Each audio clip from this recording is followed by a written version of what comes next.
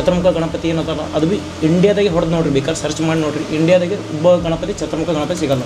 ಪಂಚಮುಖ ಗಣಪತಿ ಸಿಗ್ತದೆ, ಒಂದು ಮುಖ ಗಣಪತಿ ಸಿಗ್ತದೆ, ಚತುರ್ಮುಖ ಗಣಪತಿ ಸಿಗಂಗಿಲ್ಲ.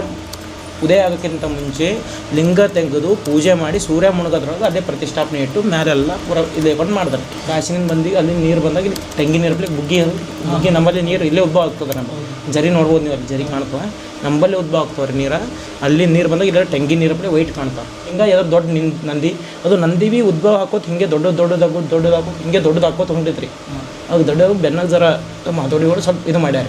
ನೀರು ಈ ಬೆನಗಿನ ಒಂದು ತೂತಗಳವರ ಇಲ್ಲಿ ಆ ಜಗ್ಗುದ್ದೇವ ಅಂದ್ರೆ ಒಳಗೆ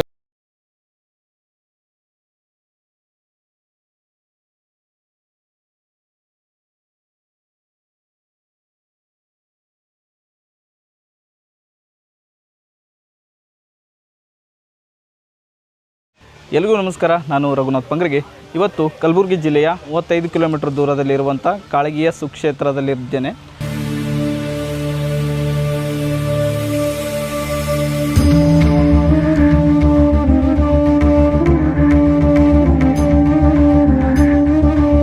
ನೀಲಕಂಠ ಕಾಳೇಶ್ವರ ದೇವಾಲಯವನ್ನು ನಾವು ಈಗ ನೋಡ್ತಾ ಇದ್ದೀವಿ. ಒಳಗಡೆ ಏನಿದೆ, ಈ ದೇವಸ್ಥಾನದ ಮಹತ್ವ ಏನು, ಏನೆಲ್ಲ ವಿಶೇಷತೆ ಇದೆ, ಎಷ್ಟು ಇತಿಹಾಸ ಪ್ರಸಿದ್ಧವಾಗಿದೆ ಅಂತಕ್ಕಂಥದ್ದನ್ನು ತಿಳ್ಕೊಳ್ಳುವಂಥ ಪ್ರಯತ್ನ ಮಾಡೋಣ ಈ ಒಂದು ವಿಡಿಯೋದಲ್ಲಿ. ಬನ್ನಿ, ಈ ಒಂದು ವಿಡಿಯೋದಲ್ಲಿ ನಾವು ದೇವಸ್ಥಾನವನ್ನು ನೋಡೋಣ. ಇದು 12ನೇ ಶತಮಾನದಲ್ಲಿ ನಿರ್ಮಾಣ ಆಗಿತ್ತಂತಕ್ಕಂಥದ್ದು. ಇಲ್ಲಿನ ಒಂದು ಸ್ಥಳೀಯ ಶಾಸನಗಳು ಸಿಕ್ಕಂಥ ಒಂದು ಇತಿಹಾಸದ ಪುರಾವೆಗಳು ನಮಗೆ ಸಿಗ್ತವೆ. ಭಾಳ ಒಂದು ಅದ್ಭುತವಾದಂಥ ವಾತಾವರಣ. ಇದನ್ನು ನಾವು ದಕ್ಷಿಣ ಕಾಶಿ ಅಂತ ಸಹ ಕರೀತಾರೆ. ಇಲ್ಲಿನ ಒಂದು ಶಾಸನದ ಪ್ರಕಾರ ನೋಡೋದಾದರೆ ಇನ್ನು ಒಂದು ಅರ್ಚಕರು ಏನು ಹೇಳ್ತಾರೆ ಅಂತ ಈ ಒಂದು ವಿಡಿಯೋದಲ್ಲಿ ನೋಡೋಣ ಬನ್ನಿ.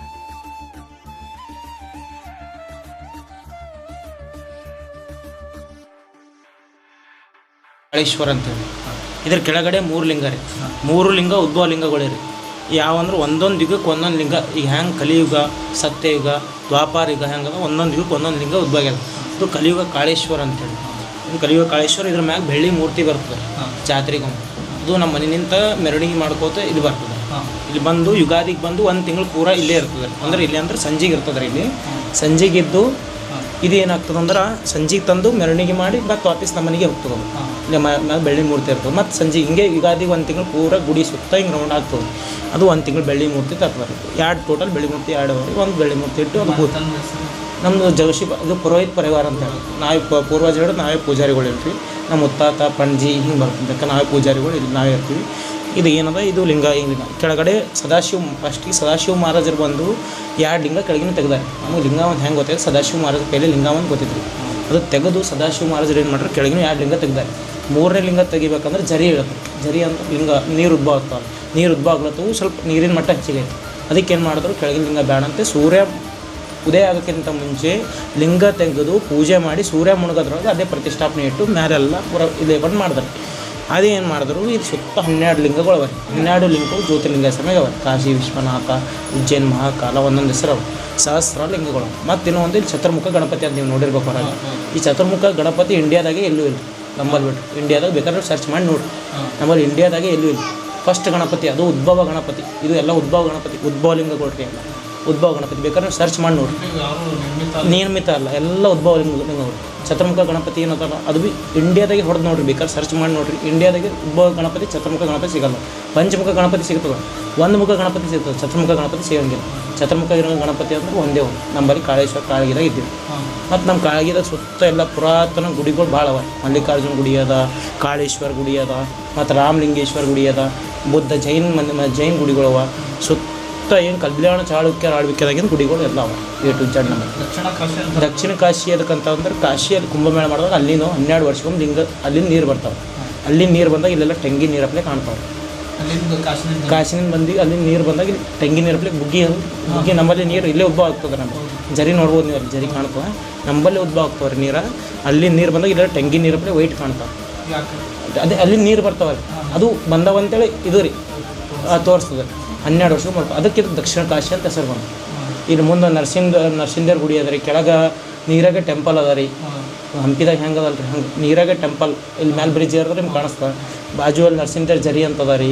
ಎಲ್ಲ ಸುತ್ತ ಭಾಳ ಕಾಳಿದಾಗ ಏನದ ಪುರಾತನ ಗುಡಿಗಳು ಭಾಳ ಅವ. ಅದಂದ್ರೆ ಇದು ನೀಲಕಂಠ ಕಾಳೇಶ್ವರ ಮೇನ್ ದೇಗುಲ ಗರ್ಭಗುಡಿ ಅಂದ್ರೆ ಇದೆ. ಇದು ಒಂದು ಮೇನ್ ಗರ್ಭಗುಡಿ ಸುತ್ತ ಎಲ್ಲ ಜ್ಯೋತಿರ್ಲಿಂಗ. ಈ ಸುತ್ತ 12 ಲಿಂಗಗಳು ಅವರಿಗೆ 12 ಲಿಂಗ. ಎದ್ರ ದೊಡ್ಡ ನಂದಿ, ಅದು ನಂದಿ ಭೀ ಉದ್ಭವ ಹಾಕೋದು ಹಿಂಗೆ ದೊಡ್ಡದಾಕೋದು ಹಿಂಗೆ ದೊಡ್ಡದು ಹಾಕೋದು ಹೊಂಟಿತ್ರಿ. ಅದು ದೊಡ್ಡ ಬೆನ್ನಾಗ ಜರ ಮಾತೋಡಿಗಳು ಸ್ವಲ್ಪ ಇದು ಮಾಡ್ಯಾರ. ಅದು ಹಂಗೆ ಬೆಳ್ಕೋತ ಹೊಂಟಿತ್ರಿ, ದೊಡ್ಡದು ಹಾಕೋತ ಹೊಂಟಿತ್ತು ಹಂಗೆ. ಅದಕ್ಕೆ ಅದು ಅಲ್ಲಿಗೆ ಸ್ಟಾಪ್ ಮಾಡಿ ಸ್ವಲ್ಪ ಇದು ಮಾಡ್ಯಾರ. ಅಲ್ಲದೆ ಎದ್ರ ದೊಡ್ಡದು ನೀವು ನೋಡ್ಬೋದು. ಮತ್ತು ಬೆನ್ನಾಗಿಂದು ಹಿಂಗೆ ನೀರು ಈ ಬೆನ್ನಾಗಿಂದ ಒಂದು ತೂತಗಳು ಅವರ ಇಲ್ಲಿ. ಅದು ಜಗ್ಗುದ್ದೇವ ಅಂದ್ರೆ ಒಳಗಿನ ನೀರು ಬರ್ತದೆ, ಅಷ್ಟು ಪವರ್ ನಂದಿ ಪವರ್. ಚತುರ್ಮುಖ ಗಣಪತಿ ನೋಡಿಬೋದು, ಚತುರ್ಮುಖ ಗಣಪತಿಯಲ್ಲಿ ಇದು ಲಿಂಗ ಭಾಳ ಮಹತ್ವ ಅದ ನಿಮಗೆ.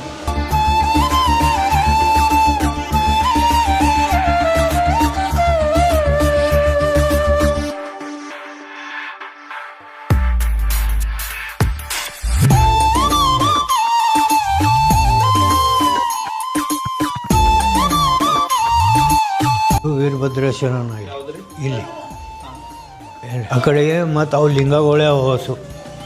ಆ ಕಡೆ ಬಾಜು ಭೀ ಲಿಂಗ ಅವ, ಈ ಕಡೆನೂ ಲಿಂಗ ಅವ. ಈಗ 1 2 3 4. ಈ ನಾಡಿನ ಇತಿಹಾಸವನ್ನು, ಈ ನೆಲದ ಒಂದು ಸಾಂಸ್ಕೃತಿಕ ಪರಂಪರೆಯನ್ನು ಹೇಳುವಂಥ ಜಾಗ. ಈ ಹಿಂದೆ ಕಾಣ್ತಾ ಇದೆ, ಈಗ ಸದ್ಯ ಆ ದೇವಸ್ಥಾನ ಇಲ್ಲ. ಇಲ್ಲಿ ಸೂರ್ಯನಾರಾಯಣ ಅಂತಕ್ಕಂಥ ದೇವಾಲಯ ಇತ್ತು. ಬ್ರಹ್ಮ ವಿಷ್ಣು ಮಹೇಶ್ವರ ಒಂದು ತ್ರಿಕೋಟ ದೇವಾಲಯ ಇತ್ತು. ಆದರೆ ಅದನ್ನು ಮತ್ತೆ ಜೀರ್ಣೋದ್ಧಾರ ಮಾಡುವ ಉದ್ದೇಶದಿಂದ ಈಗ ಸಂಪೂರ್ಣವಾಗಿ ನೆಲಸಮ ಮಾಡಿ ಈಗ ಮತ್ತೆ ಮರು ನಿರ್ಮಾಣದ ಕಾರ್ಯ ಭರದಿಂದ ಸಾಗ್ತದೆ. ಇನ್ನೂ ಒಂದು 4-5 ತಿಂಗಳಲ್ಲಿ ಕೂಡ ಈ ಒಂದು ದೇವಾಲಯವನ್ನು ನಾವು 12ನೇ ಶತಮಾನದಲ್ಲಿ ಯಾವ ರೀತಿಯಾಗಿ ತಯಾರಾಗಿತ್ತು, ನಿರ್ಮಾಣವಾಗಿತ್ತು, ಆ ಒಂದು ಸ್ಥಿತಿಯಲ್ಲಿ ನೋಡ್ತಕ್ಕಂಥದ್ದು ಸಿಗ್ತದೆ. ಈ ಒಂದು ಊರಿನ ಇತಿಹಾಸವನ್ನು ಹೇಳಬೇಕಾದ್ರೆ ಇದನ್ನು ಕಾಲುಗೆ ಅಂತ ಕರೀತಾರೆ. ಅದು ಬರ್ತಾ ಕಾಳಿಗೆ ಅಂತಕ್ಕಂಥ ಒಂದು ವಾತಾವರಣದಲ್ಲಿ ಬದಲಾಗಿದೆ. ಕಲ್ಯಾಣ ಚಾಲುಕ್ಯರ ಕಾಲದಲ್ಲಿ 6ನೇ ವಿಕ್ರಮಾದಿತ್ಯನ ಒಂದು ಮಕ್ಕಳಾದಂಥ ಜಯಕರ್ಣ ಮತ್ತು ಜಗದೇಕ ಮಲ್ಲನ ಹೆಸರುಗಳು ಇಲ್ಲಿ ಸಿಗ್ತಕ್ಕಂಥ ಶಾಸನಗಳಲ್ಲಿ ಅವರ ಹೆಸರು ಉಲ್ಲೇಖ ಆಗಿದೆ. ಹಾಗಾಗಿ ಇದು ಕಲ್ಯಾಣ ಚಾಲುಕ್ಯರ ಕಾಲಕ್ಕೆ ಸೇರಿದ್ದು ಅಂತಕ್ಕಂಥದ್ದು ಇಲ್ಲಿ ಇರ್ತಕ್ಕಂಥ ಒಂದು ಪುರಾವೆ. ಈ ಒಂದು ವಾತಾವರಣದಲ್ಲಿ ಇನ್ನೊಂದು ದೇವಾಲಯ ಇದೆ. ಅದು ಪಕ್ಕದಲ್ಲಿ ಒಂದು ನದಿ ದಾಟಿ ಹೋದರೆ ನಮಗೆ ಅನಂತ ಪದ್ಮನಾಭ ಸ್ವಾಮಿ ದೇವಸ್ಥಾನ ಸಿಗ್ತದೆ.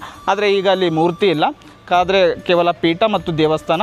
ಮಧ್ಯದಲ್ಲಿ ಸುತ್ತಲೂ ನೀರಿದೆ, ಮಧ್ಯದಲ್ಲಿ ದೇವಸ್ಥಾನ, ಒಂದು ಪೀಠ ಮಾತ್ರ ಇದೆ. ಇವಾಗ ಮೂರ್ತಿ ಇಲ್ಲ. ಯಾರಾದರೂ ಈ ಒಂದು ಪುಣ್ಯಕ್ಷೇತ್ರಕ್ಕೆ ನೀವು ಬರಬೇಕಾದ್ರೆ ಈ ಕಲಬುರಗಿಯಿಂದ ನೇರವಾಗಿ ಬಸ್ಸುಗಳ ಸೌಕರ್ಯ ಇದೆ ಮತ್ತು ರಸ್ತೆ ಕೂಡ ತುಂಬ ಒಂದು ಉತ್ತಮವಾಗಿದೆ. ಬರ್ಬೋದು, ದೇವರ ದರ್ಶನವನ್ನು ಮಾಡ್ಬೋದು. ವಿಶೇಷವಾಗಿ ಶಿವರಾತ್ರಿ ಸಮಯದಲ್ಲಿ ಇಲ್ಲಿ ಜಾತ್ರಾ ಮಹೋತ್ಸವ ಹಾಗೂ ಪ್ರತಿ ಅಮಾವಾಸ್ಯೆಯಲ್ಲಿ ಕೂಡ ಒಂದು ವಿಶೇಷ ಪೂಜಾ ಪುನಸ್ಕಾರಗಳು ನಡೀತವೆ ಅಂತ ಹೇಳ್ತೀನಿ.